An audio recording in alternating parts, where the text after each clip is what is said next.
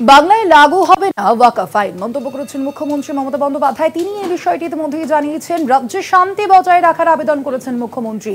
শান্ত থাকুন, সংযত থাকুন, সমাজের ক্ষতি করবেন না, হিংসা ছড়ালে আইনি ব্যবস্থা হুঁশিয়ারি দিয়েছেন মুখ্যমন্ত্রী মমতা বন্দ্যোপাধ্যায়। আপনাদের জানিয়ে রাখি, ইতিমধ্যেই আমরা দেখেছি যে ওয়াকফ আইন, যে আইনটি ইতিমধ্যেই সংসদে পাশ হয়েছে এবং তারপর এই যে বিলটি সংসদে পাশ হয়েছিল এবং তারপর রাষ্ট্রপতি দ্রৌপদী মুর্মুর স্বাক্ষরের পর কিন্তু সেই বিলটি ইতিমধ্যেই আইনে পরিণত হয়েছে এবং সেই বিলটি আইনে পরিণত হওয়ার পর আমরা একদিকে যেমন দেখতে পাচ্ছি বিরোধীরা তার বিরুদ্ধে সরব হয়েছে, এই ওয়াকফ আইনের বিরুদ্ধে সরব হয়েছে।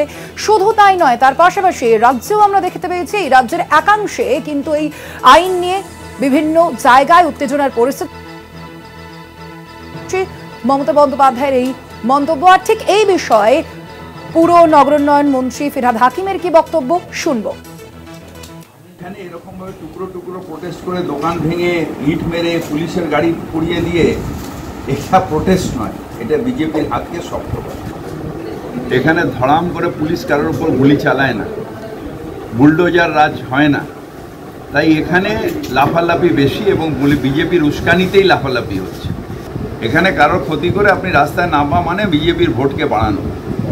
যাদের মারছেন, যাদের দোকান ভাঙা হচ্ছে, গুন্ডামি রাস্তায় নেমে করবেন না। আমরা শুনলাম রাজ্যের পুর নগরোন্নয়ন মন্ত্রী ফিরহাদ হাকিমের কি বক্তব্য এবং তার পাশাপাশি মুখ্যমন্ত্রী মমতা বন্দ্যোপাধ্যায় তিনিও কিন্তু একদিকে যেমন শান্তি বজায় রাখার আবেদন করেছেন আমরা দেখতে পাচ্ছি। এই সামগ্রিক বিষয় নিয়ে আমরা কথা বলবো। আমাদের সঙ্গে এই মুহূর্তে নিউজরুম থেকে রয়েছেন প্রতিনিধি দুর্গাদাস বন্দ্যোপাধ্যায়। দুর্গাদাস, যে বিষয়টি জানতে চাইবো যে আমরা জানি এখনো পর্যন্ত যে ওয়াকফ আইন কিন্তু পাশ হয়ে গেছে এবং ইতিমধ্যেই কিন্তু আমরা দেখতে পাচ্ছি রাজ্যের একাংশে এ নিয়ে বিক্ষোভ বা প্রতিবাদ মিছিল দেখতে পাচ্ছি এবং সে বিষয়ে মুখ্যমন্ত্রী আজ ঠিক কি জানিয়েছেন এবং ফিরহাদ হাকিম তার যে এই বক্তব্য কতটা গুরুত্বপূর্ণ।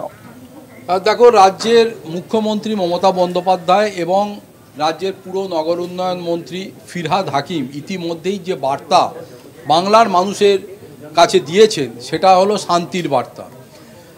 একটা বিল কেন্দ্রের সরকারের কাছে গেছে এবং সেটা কেন্দ্রীয় সরকার সেটাকে পাস করিয়েছে, কিন্তু দেখতে হবে যে কেন্দ্রীয় সরকারের পাস করা ওই ওয়াকফ বিল আমাদের এ রাজ্যে কি কার্যকরী হয়েছে।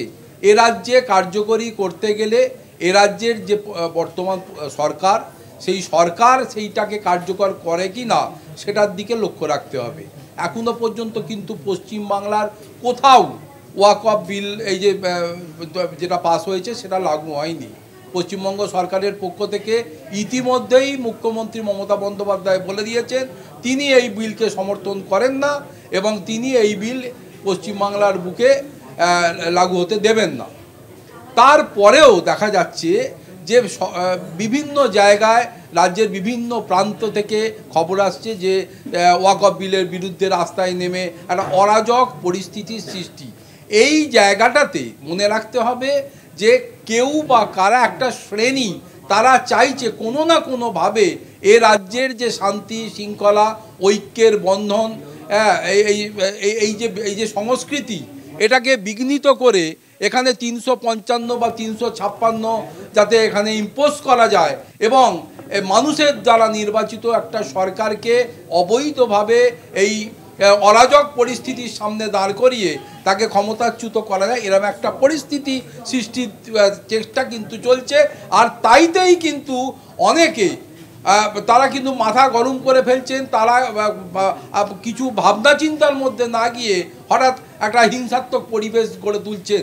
এতে ক্ষতি কিন্তু পশ্চিমবাংলার সেই সমস্ত মানুষের যারা আগে পেছনে না ভেবে এইটা করছেন। মুখ্যমন্ত্রী মমতা বন্দ্যোপাধ্যায় দীর্ঘদিন ধরে এ রাজ্যের প্রত্যেকটি এলাকায় যে একত্রিত থাকার যে বার্তা দিয়ে আসছেন, হিন্দু মুসলমান শিখ ইসাই আমরা সবাই যেমন কাঁধে কাঁধ মিলিয়ে আমাদের রাজ্যে শান্তি শৃঙ্খলা দীর্ঘদিন ধরে অটুট রেখেছি, এই বার্তা তিনি যেমন দিয়ে আসছেন। পশ্চিমবঙ্গের প্রত্যেকটি সেন্সেবল মানুষ তারা কিন্তু চান এ রাজ্যের পরিস্থিতি যেন কোনোভাবে খারাপ না হয়। আমরা বিগত দিনে গুজরাট বা অন্যান্য জায়গায় যা দেখেছি তার সঙ্গে কিন্তু পশ্চিমবঙ্গের পরিবেশের কোনো মিল নেই। আমরা নিজেরা যথেষ্ট দায়িত্বশীল এবং প্রতি মুহূর্তে আমরা চেষ্টা করি এই দায়িত্বশীল ভূমিকা পালন করার। তাই আস্তে আস্তে কেউ বা কারা যারা বিভিন্ন ধরনের প্ররোচনা ছড়াচ্ছেন, তার মধ্যে একাংশ আমরা দেখতে পাচ্ছি। আর হয়তো মানে কথাটা শুনতে খারাপ লাগলেও এটা ঠিক যে দায়িত্বশীল নন এমন কিছু মিডিয়া, এমন কিছু সোশ্যাল মিডিয়ার যে অ্যাক্টিভিটি, প্রতি মুহূর্তে তারা যেভাবে এই ধরনের বিভিন্ন ধরনের বার্তা ছড়িয়ে দিচ্ছেন, তাতে মানুষ উত্তেজিত হয়ে উঠছে, এটা থেকে আমাদের বিরত থাকতে হবে। আমরা সাংবাদিকতা করতে এসে আমরা যে শিক্ষা নিয়ে এসেছি তাতে দেখেছি যে কখনোই এমন কোনো নিউজ আমরা করব না, এমন কোনো বার্তা কোনো মানুষের কাছে রাখবো না যেখানে মানুষ ধর্মীয় উন্মাদের মতো হয়ে উঠবে, যেখানে হানাহানি হবে, যেখানে মারামারি হবে, মানুষের প্রাণহানির ঘটনা ঘটবে, সম্পত্তির জীবন চলে যাবে। এটা আমরা পশ্চিমবঙ্গে কোনোদিন চাইনি। এটা শুধু পশ্চিমবঙ্গে না, একটা দায়িত্বশীল সাংবাদিকের উচিত শান্তি বজায় থাকবে, সরকারকে শান্তির বার্তা তুলে ধরতে হবে, প্রতিটা মানুষের কাছে পৌঁছে দিতে হবে, এমনভাবে এই নিউজটা করতে হবে। এটা কিন্তু আমাদের দায়িত্বশীল প্রত্যেকটি সাংবাদিকের উচিত, এবং যারা সোশ্যাল মিডিয়া চালাচ্ছেন তাদেরও উচিত যে সোশ্যাল মিডিয়ার মাধ্যমে মানুষের কাছে শান্তি বজায় রাখার বার্তা দেওয়া।